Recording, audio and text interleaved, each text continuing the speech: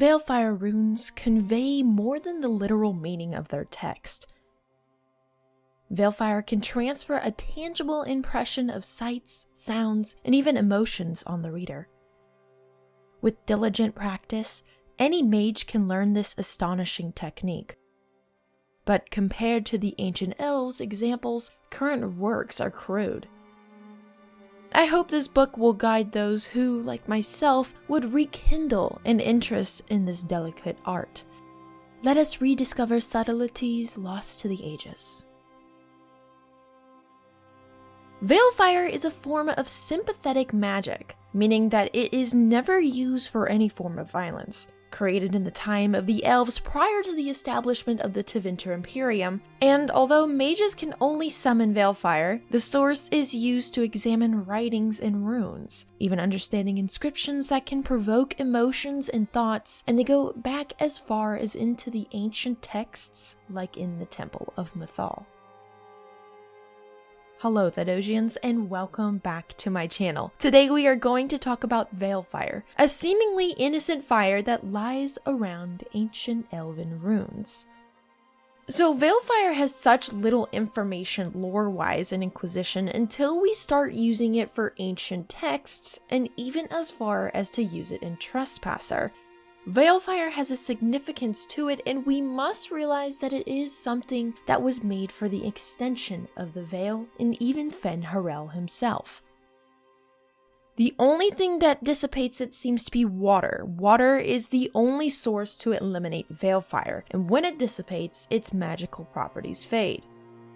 And when we ask Solus, Solus states he doesn't know too much about Veilfire. However, he does state its hidden purposes. I have heard of this but never seen it before. It is called Veilfire. It is a form of sympathetic magic, a memory of flame that burns in this world where the veil is thin. A couple of months ago, Matthew Goldman quoted an artist's tweet about Solus and a mysterious V archer. Obviously, we are crazy tinfoil clowns, and we have to believe and theorize that this very archer could be using Veilfire to defeat a red lyrium-infested darkspawn. But because we know little of Veilfire, we must look into the essence of it, known as the Veil. The Veil is not an object. It cannot be touched or seen. It is not a physical barrier, but rather something similar to a magical vibration that repels the Fade. It is a metaphor used by mortal scholars to explain the interactions between two different realities, the Fade and the waking world. The orb is obviously theorized to have created the Veil, and Solus states to the Herald that the Anchor uses its magic to control the part of the breach as it was created deliberately.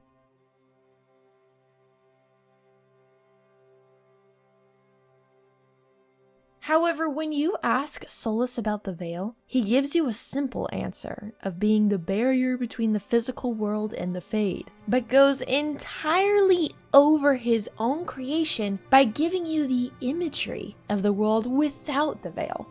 I'd like to know more about the Veil. Circle mages call it a barrier between this world and the Fade, but according to my studies in ancient elven lore, that is a vast oversimplification.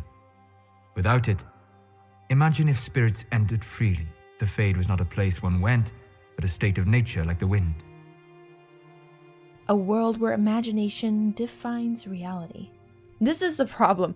The very creator of the Veil does not explain his own creation, but rather leaves his creation to its simplest term, which makes it harder to define what the Veil is. It is not a physical boundary one can see, of course, but rather an invisible, repelling wall that separates into two different worlds. That is it. Nothing else.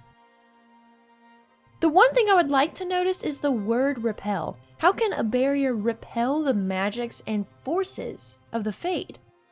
Perhaps its magic is useful, yet not defined quite yet.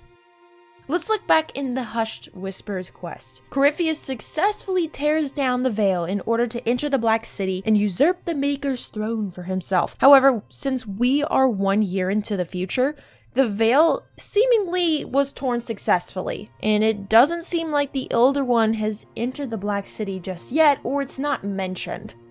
This could have been for plot mechanics, but like I said, the anchor might have been the limit to Corypheus' success besides fen'harel's knowledge. So when we look at this world, we can consider that Solus is really the only person who could restore his people back once the veil is torn.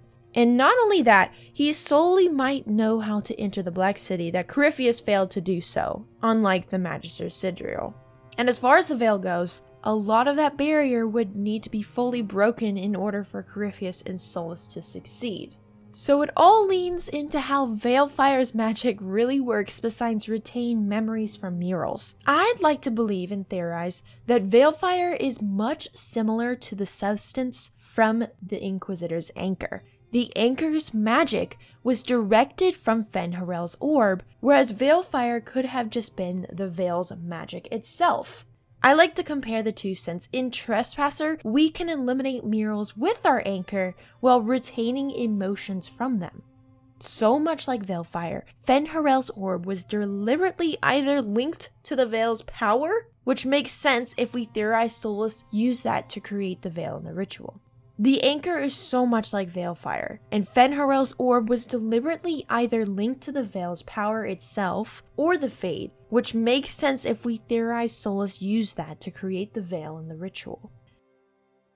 So in this trailer, it shows an archer conjuring green-like magic drawn at this large darkspawn.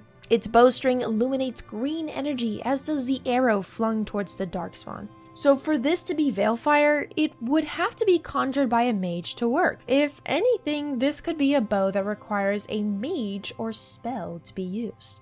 Or we could just be like IGN and call it green electricity. The string also crackles and flashes yellowy green, which could mean electricity. And the last thing I can theorize is the green lyrium substance described in Horror of Hormark from Tevinter Nights. This substance seems to be unlikely since it is a sickly substance that the taint seems to hold on to. So using this magic might make the darkspawn worse than it already is, but the realm of possibility is still there. So are we using Veilfire to go against blighted creatures in Dragon Age 4? What V word do we think Goldman is using and explaining? Let me know in the comments below, and be sure to follow me on Twitch since I stream every other day, and I also have a Discord. We have been doing game nights, and I'm currently setting up a D&D session in the server, so join if you are interested. It is free. Link will be in the description below, and again, thank you for watching, and I'll see you in the next video.